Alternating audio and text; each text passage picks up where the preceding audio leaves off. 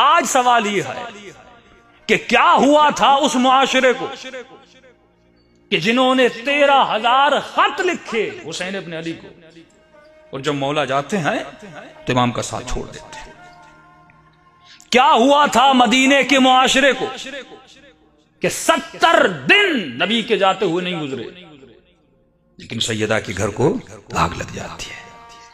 یہ سوچنے والی بات ہے۔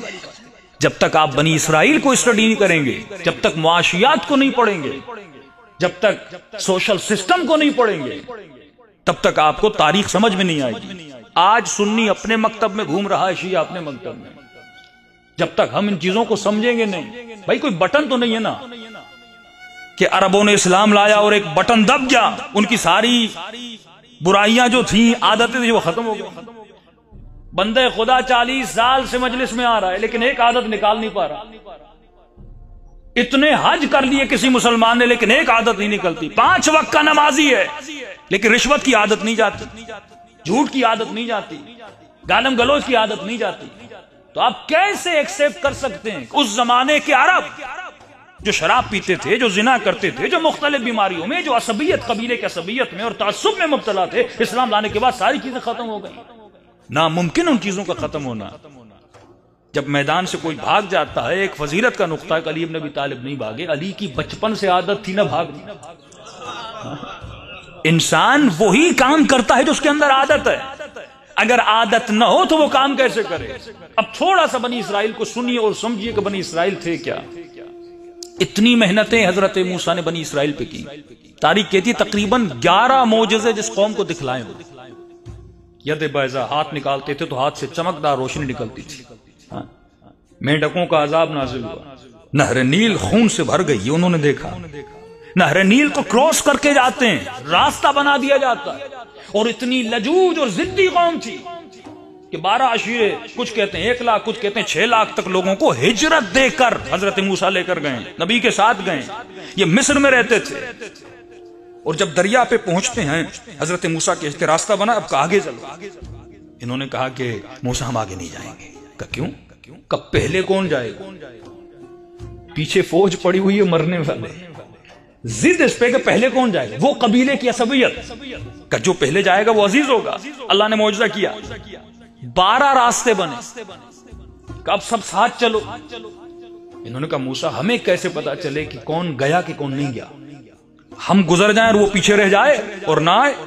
پھر دوسرا معجزہ کلا ہے کہ یہ جو 12 راستے بنائے اس میں جس طرح آئینہ ہوتا ہے کہ یہ اس کو دیکھ سکے، وہ اس کو دیکھ سکے، ایسے راستے بنائے، یہ ان راستوں سے جاتے ہیں۔ جب ان کو پیاس لگتی ہے تو قرآن کی آیت استسقى موسیٰ فضرب بعصاک الحجر فانفجرت منہ اثنتا عشرۃ عینا، جب پانی بھی ان کو دیا جاتا تھا تو اللہ نے 12 چشمے جاری کیے، کیونکہ 12 قبیلے تھے، ایک چشمے سے یہ پانی نہیں پیتے تھے، کہ 12 چشمے ہونے چاہیے۔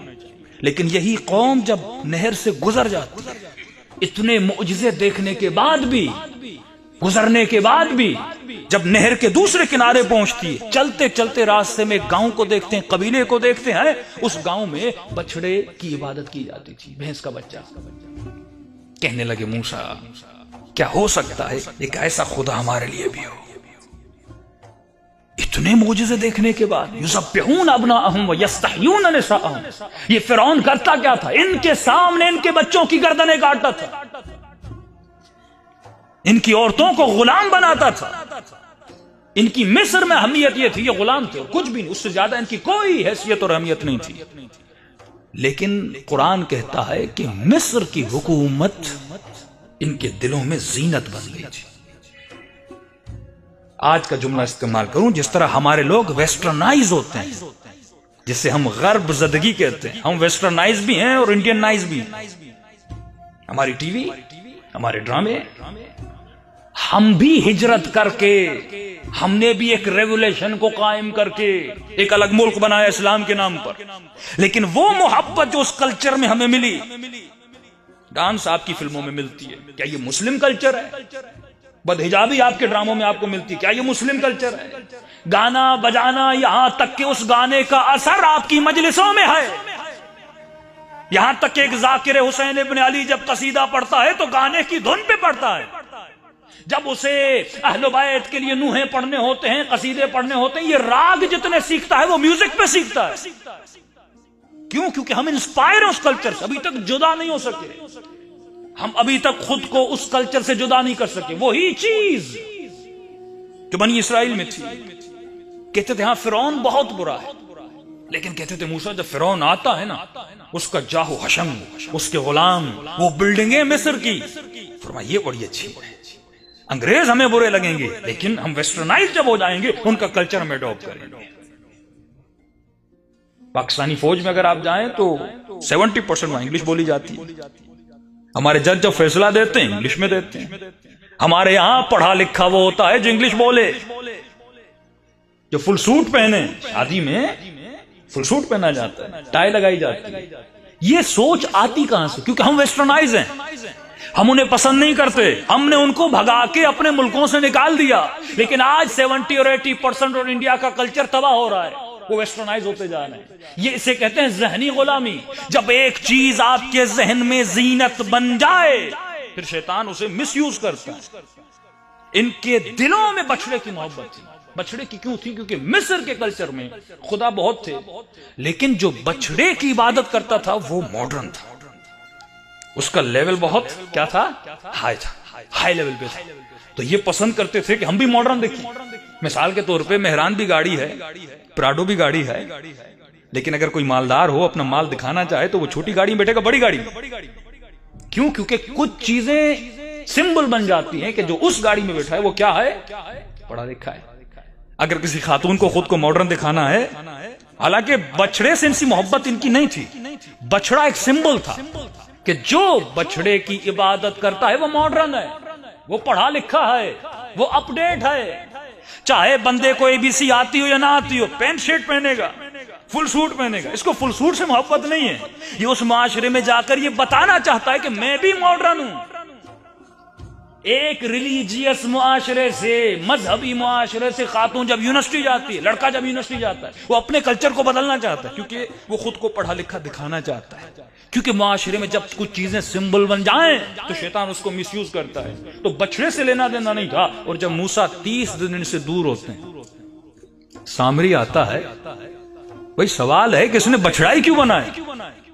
اس نے بکری کیوں نہیں بنائی؟ کسی اور حیوان کو چوز کیوں نہیں کیا؟ کیا بنایا؟ بچڑا.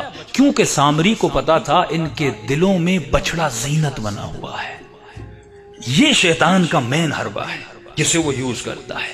مولا فرماتے یہ سوچ اے شیو، کونو لنا زینن ولا تکونو لنا شینا. تو علی کے لیے باعث زینت بن، باعث ذلت نہ بن.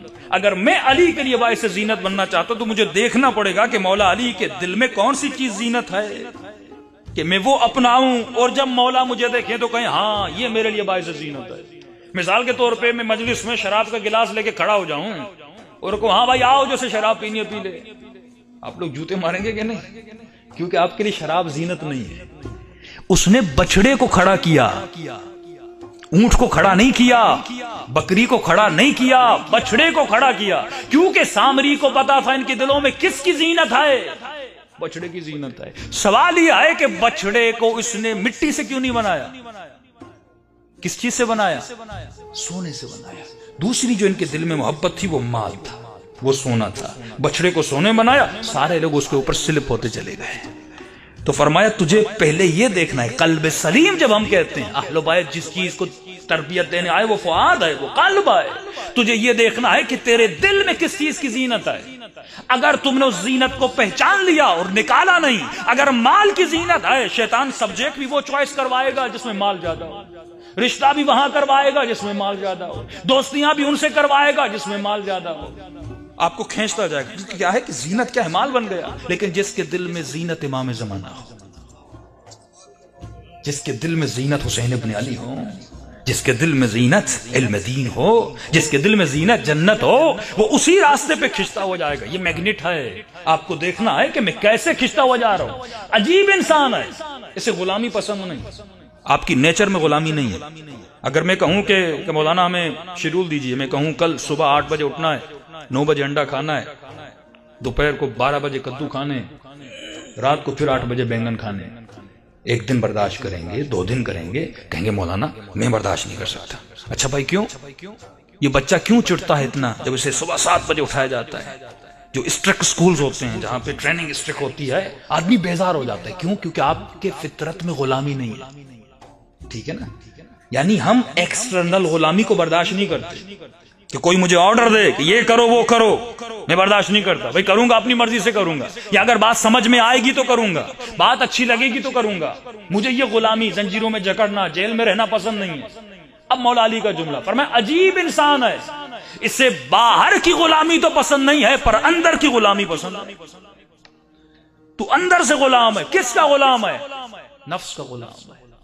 وہ تجھے کہتا ہے اٹھ تو اٹھتا ہے، وہ تجھے صبح کہتا ہے سردی ہے سو جا تو سو جاتا ہے، وہ تجھے جہاں جہاں لے جائے۔ تو تقویٰ ہے اندر کی غلامی سے آزادی کا نام، تقویٰ ہے انٹرنل فریڈم کا نام، کہ جو تو سوچے، تمہاری عقل سوچے وہ تو کر۔ کہیں ایسا نہ ہو کہ مال کی محبت تمہاری عقل کو غلام بنا دے، اے جبان کہیں ایسا نہ ہو کہ شہوت تمہیں اپنا غلام بنا۔ یہ ایموشنز ہیں نا، جب تک ان ایموشنز کو ڈسکرائب کرنا ہم نہیں سیکھیں گے۔ شہوت بھی ایک حقیقت ہے، حب مال بھی ایک حقیقت ہے، ڈر بھی ایک حقیقت ہے، وہم بھی ایک حقیقت ہے، لیکن سوال یہ ہے مجھے اس کو یوز کیسے کرنا ہے، یہ کون سکھائیں گے؟ علی بن ابی طالب۔